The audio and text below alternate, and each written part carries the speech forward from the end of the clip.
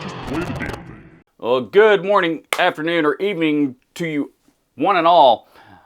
Today is Viewer Comments Day. Which days are Viewer Comments days? Frankly, the days that I seem to have accumulated enough comments that I think it's worth doing a video on them. But before we get to some comments, I do want to ask you all, please, if you have not currently subscribed to the channel, please do me a favor and hit that subscribe button, as well as the like button on this video or any other videos on this channel that you might like.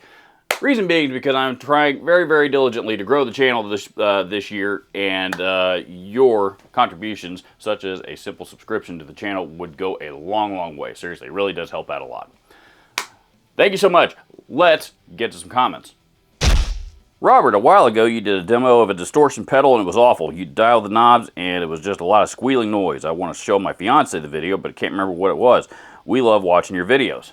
Well, thank you very much for enjoying my content. However, I couldn't begin to tell you which video it is you're talking about. People often tell me that all of my demos sound terrible, so truth be, it could literally be any of them. I laugh my ass off when you call people dipshit. Makes my day. You should see me argue about politics. Cracking me up. How about oil on the fretboard? I say no. Actually, that is something I think is necessary. Wood that is not treated over time will dry out. And in the case of wood that is used to build guitars, unfortunately that wood doesn't sit around, in a warehouse for 50 years, to completely dry out and cure all the way before it's used to build a guitar with. It's just barely dried out enough, and then they build it as soon as they can and shove it out the door, because that's how guitar companies make money. There is a little bit of a wood aging process because you can't, you can't build a guitar out of a freshly cut down tree. So I mean, there is a little bit of a drying and an aging process, but not that much. So with guitars, fretboards in particular, if they dry out enough, that's how they begin to shrink. And when they shrink, that is how frets get their sharp ends. It's, not because anything happened to the frets, because the wood that they're attached to was suddenly shrunken down. So regular conditioning of a fretboard is in my experience very, very necessary. Now, what substance you're using to condition your fretboard with, be it a lemon oil of some kind or something like that. Now, there's all kinds of stuff that you can use for conditioning a fretboard. Probably the most common is your good old-fashioned lemon oil. There's a brand called Kaiser, Dr. Stringfellow. Very common, find that all over the place. Music Nomad, who make great guitar maintenance products, they have a version that they recommend called F-Oil. And this one, supposedly, I've been told, can be used on any kind of fretboard. And last but not least, the one that I've been using the most are actually I like the Ernie Ball fretboard conditioner wipes. I like these because they're really, really convenient. A box like this costs right at about $2 and comes with 6 wipes, and one wipe, which will come in a package just like that, will condition multiple guitars. There's more than you can if you got a day set aside that or even a few hours set aside that you're doing nothing but working on guitars and cleaning fretboards and stuff. One wipe will go a long, long way. So, good economic solution. Now, a lot of people seem to think that lemon oil is not good. Lemon oil in particular, anyway, is not good for maple fretboards. And that is why Music Nomad came out with their F-Oil, which is a similar product but can be used on maple fretboards. None of these products anywhere on their packaging says what types of fretboards they can and cannot be used on. So that information really is pretty unclear. Maple being a denser wood and much, much smaller pores, it does not seem to accept oils nearly as willingly as rosewood or similar woods like that in particular. Ebony kind of seems to be somewhere in between. And I don't own too many guitars that have maple fretboards on them. I do have a few, but those guitars that do have maple fretboards, I don't condition them nearly as often as I do the others. Haters gonna hate. I have even disagreed with some of your picks of the worst tube amps ever video and know that it's completely subjective and no one should really crap their pants about it. However, I love your content. You're awesomely in touch with your viewers and immensely knowledgeable about gear, gas, and music in general. I have seen you go to great lengths that most channels wouldn't even touch on to help the budget-friendly gearheads and new musicians in training actually obtain. I can't thank you enough, Robert. Please don't ever stop what you do for this criminally underrated channel. Thank you very, very much for the kind words. Seriously, it means a lot when, when I get to read comments like that. And truthfully, there's been a lot of those from you that were, that have been left recently. And again, thank you very much, because it means the world, to get to read those. And that's really kind of where I've always tried to focus my attention on videos on this channel is, best bang for the buck type of gear. Because as a musical instrument retailer, a guy that sells this stuff for a living, the vast majority of customers that you come into contact with, that they're budget conscious on some level. Budget conscious for some people means a $200 or $300 guitar. Budget conscious for some people means a $800 or $1,000 guitar.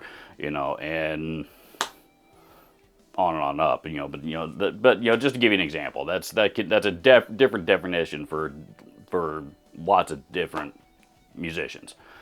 But again, as an MI retailer, you got to be able, you need to know. You got to be able to identify exactly who you're talking to, and and cover all of those bases. So that's what I try to present on this channel, in between making fun of gear and cracking jokes and getting some laughs.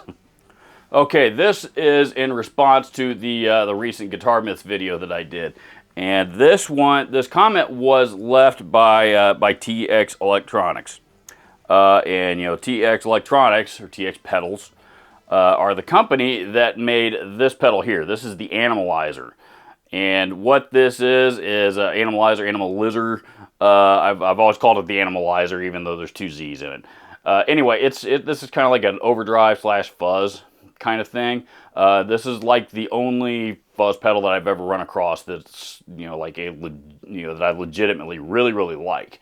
And there's like 4 different, there's a lot of circuitry going on in here, and you got to really know a fair amount about electronics before you design something like this. And, Rickard also, forgive me if I'm mispronouncing your name, your first name, but, we've communicated back and forth. Rickard has lots of extensive experience working with not only designing this kind of thing, but also building and repairing amps and stuff like that. So this is a comment that he left regarding some of these different myths that I was talking about. This is a fairly long comment, but there's a lot of good information in it from him here, so bear with me while I read this. Robert, just a couple of observations. 1, tube sockets on PCB. Yes, it sucks when the PCB design also sucks, especially in amps made in the 90s, 2000s, when manufacturers were preparing themselves for when the ROHS came up with the obligation of lead-free solder usage. Lead-free solder on that time was pretty shitty, to say the least, and also manufacturers used very thin PCB board with even thinner copper layers, very fragile stuff.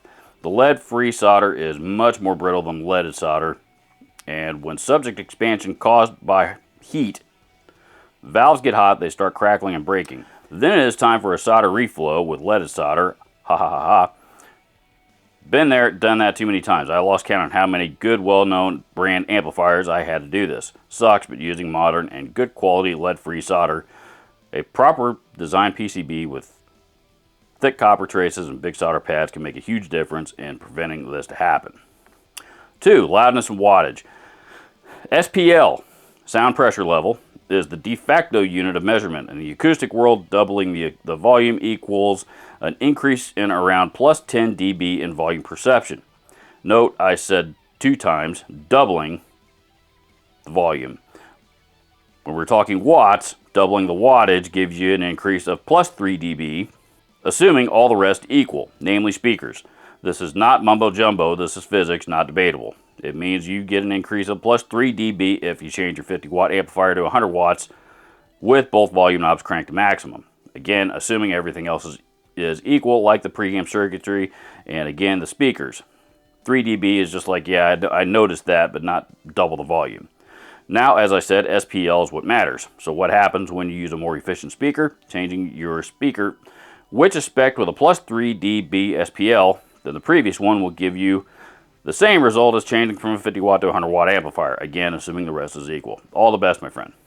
So there you have it. I'm not an electrical engineer, but if I understand that, what he is telling me is, there are differences, good quality and not so good quality PCBs, and obviously the not so good quality ones being thinner and more brittle do tend to break. I fortunately have not run across really any of that in my career. The other thing he was talking about regarding SPL and wattage was what I was referring to when I was, when I was talking about people who were confusing decibel level with wattage. And and this I did know. With all things being equal, a 100 watt Marshall Plexi is not twice as loud as a 50 watt Marshall Plexi. Yes, there's a difference in volume that that you can audibly hear, that you can tell, but it's not, certainly not double the volume. But there is a big misconception that 100 watts is twice as loud as 50 watts, all things being equal. The world still needs a reverb pedal called the Moist. Funny you should say that.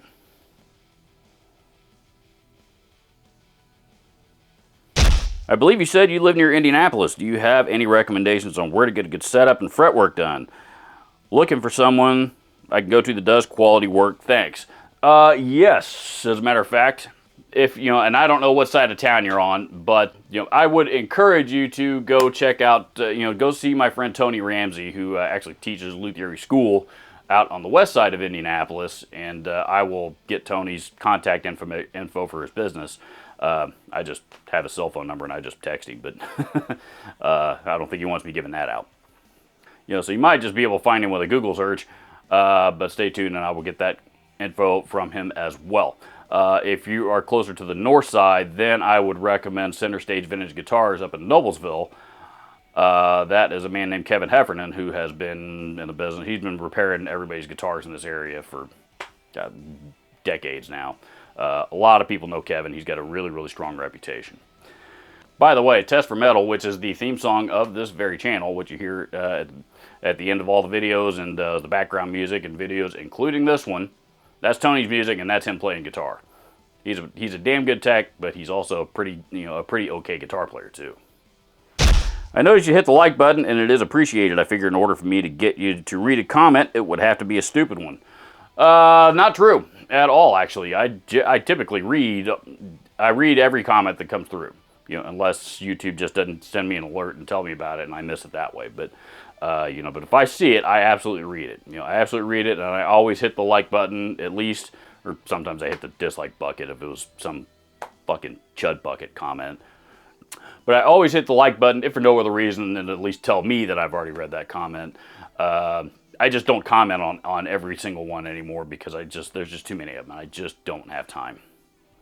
I just don't have time. I spent an hour, to give you an example, I spent an hour combing through comments to find the ones to feature in this particular video. One thing a lot of people take for granted about YouTube is, just how much time goes into reading comments and interacting with your audience. Robert, I do know that you have a loyal fan base that would have loved to meet you at NAMM. I kept hoping to run into you on one of my many trips through Ohio.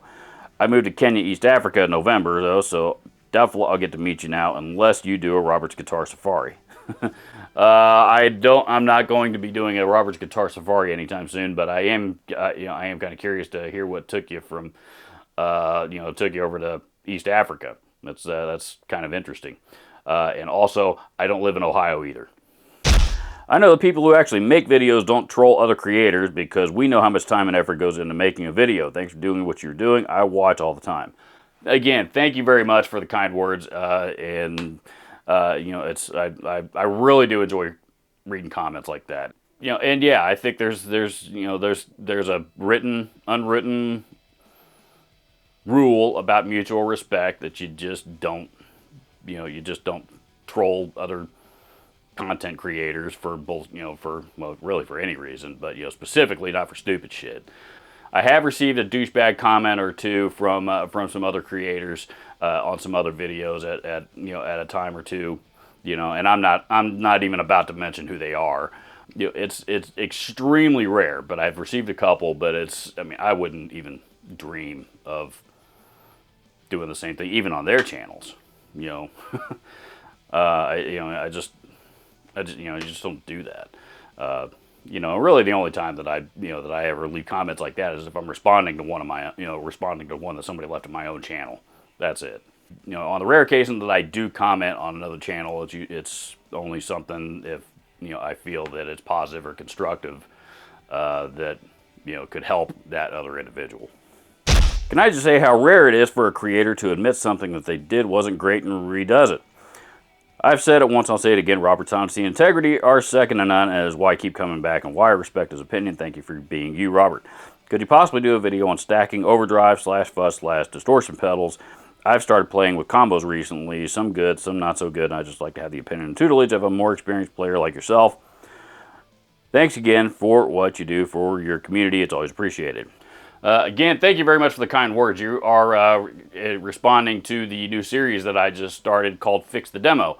And, here's the thing. One thing that YouTube has taught me is, as a creator, if you go back and look at your videos, like, even like 2 years ago, if even those videos don't make you cringe, certainly the ones that are way older than that, if those videos don't make yourself as the person who created them, in other words, me, cringe, then you're not growing as a creator, and you're not learning anything. So going back even to my early demos, which are horrible. I very rarely watch my own videos, by the way, for this reason. Even the really popular ones, I hardly ever go back and watch unless it's a small clip. I just need to remind myself about what I said about something. But going back and watching some of my older gear demos, and even some that are, like I said, not quite so old. There's a lot of them. I'm just like, geez, what the hell was I thinking? Sometimes it's like, wow, my ear has really changed, maybe even improved a little bit. And there's still some good things to gather too. There's some things that that was a really cool riff. I wish I remembered that. I'd like to be able to expand on that a little bit more, among other things. So yeah, as a creator of any kind, not just YouTube, of any kind of creator, it's important to go back and look at your previous work to see where you were then versus where you are now. And in the instance of Fix the Demo, there's a lot of demos that I would love to take back, and I wish that that's not what I had put up, but it is. And and again, that's not necessarily a bad thing. It's just how I personally feel I have grown as a content creator. Now, regarding doing a video on stacking overdrives and and things of that nature, I'm not saying no, but I am saying that that's a pretty broad subject, especially when there's when I've got so many of them here to choose from. That's a pretty broad subject. I would need to figure out a way to narrow it down, and I need to give it some thought to make find a way to to make it thought provoking, because for a number of reasons. Number one, like as I mentioned already, I'm not an electronics expert at all. So when it comes to difference in resistance and capacitors and clipping types and all that, the chips that are used, I don't.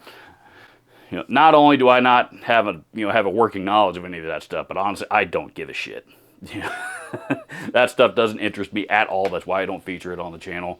It's just not my thing. I care about I care about its functionality and how it sounds as a guitar player. That's what I care about.